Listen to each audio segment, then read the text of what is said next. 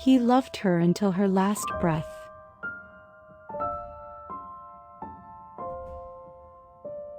Hello everyone. Thank you for joining me tonight. Before we begin, I invite you to get comfortable, take a slow breath, and let the noise of the day soften. Tonight's story is emotional and gentle. It's inspired by real moments, the kind of love that arrives quietly, grows deeply, and leaves a mark that never fades. This is a sad love story, but also a beautiful one. A reminder of how deeply we can care for someone even when time is short. Let's begin.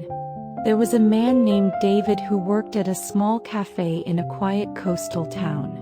Every morning he opened the shop before the sun rose, letting the smell of warm bread and coffee drift through the early air. People came and went, but David's life remained simple. He didn't complain and he didn't expect much.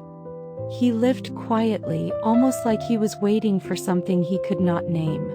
One rainy morning, just as he was wiping down the counter, the bell over the cafe door chimed softly. A young woman entered, shaking the rain from her hair. She seemed gentle yet tired, like someone who had been carrying a story she hadn't told anyone yet. Her name was Claire.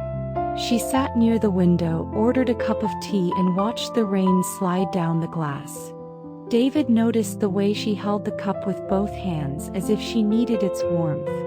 For reasons he couldn't explain, he felt something shift inside him, something small but unmistakable. Over the next few days, Claire returned again and again. Sometimes she brought a book.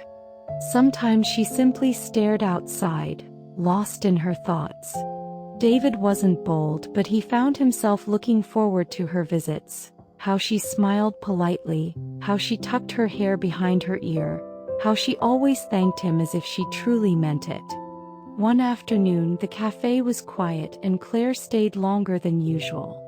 David gathered his courage and asked gently, "Are you new to this town?" She nodded. "I came here for a little while," she said. "Just to breathe." There was something in her voice, a mix of exhaustion and sadness, that made David want to protect her from whatever hurt her. But he didn't ask any more questions. He simply gave her a refill of tea free of charge, and she smiled softly. Days turned into weeks, and slowly a quiet connection began to grow. Claire opened up a little more each time she visited. She told him about the stars she used to watch as a child, about her love for old music, about how she wanted to feel alive again. David listened, grateful for every word she shared. Eventually she laughed with him, really laughed, and every time she did, David felt that laughter echo inside him long after she left. It had been years since he'd felt that kind of warmth. But Claire never talked about her past, and David didn't push her. He just wanted to be the place where she could rest. One evening, as the sun was setting over the water, Claire and David walked along the pier together.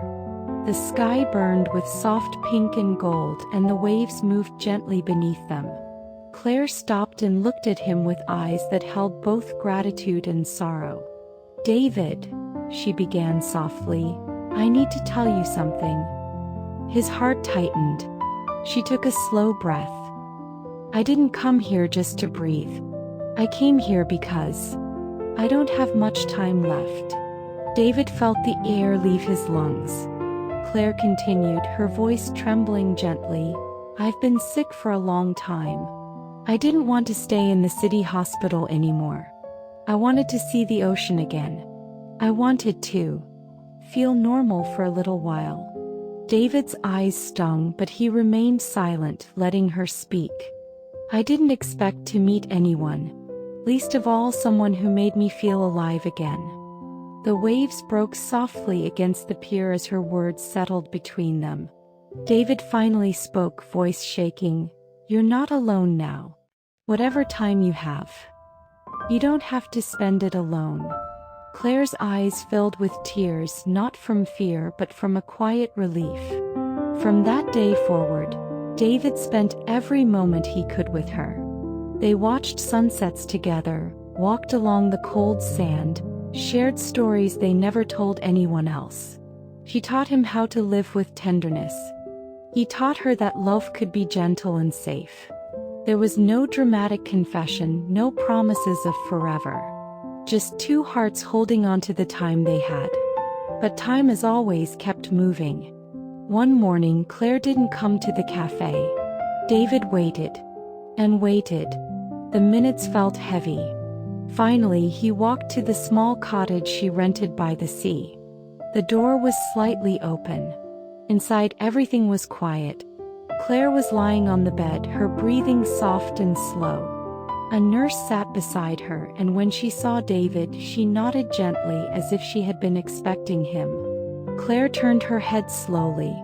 "David," she whispered, her voice fragile. He sat beside her and took her hand. She smiled faintly. "You made my last days happy," she said. "You made them full." David felt his heart break quietly without sound. Claire continued with the last of her strength. "Please don't close your heart when I'm gone. Love someone. Live your life. Don't stop because of me." He squeezed her hand gently. "I'll carry you with me," he whispered. "Always." Her eyes softened, and with one last quiet breath, she closed them forever. David stayed by her side for a long time, holding her hand, letting the weight of the moment settle into his bones. And when he finally stepped outside, the sun was rising over the ocean. The sky looked exactly as it did the first evening they walked together, soft pink, gentle gold. It felt like a final gift from her. In the weeks that followed, David returned to the cafe. Life moved on around him, but he carried Claire in everything he did, in his quiet mornings, in the soft music he played while cleaning the shop, in every warm cup of tea he served. She had been in his life for only a short time, but she had changed him forever. David realized that love doesn't need a lifetime to matter. Sometimes love arrives quietly, stays briefly, and leaves a mark deeper than anything else. Thank you for listening to this story tonight. If it touched your heart, I'm glad you were here. If you'd like to hear more emotional, gentle stories like this one, feel free to subscribe so you won't miss the next bedtime tale. Until then, I hope your night is peaceful, your dreams are kind, and your heart finds comfort in every little moment of love. Good night.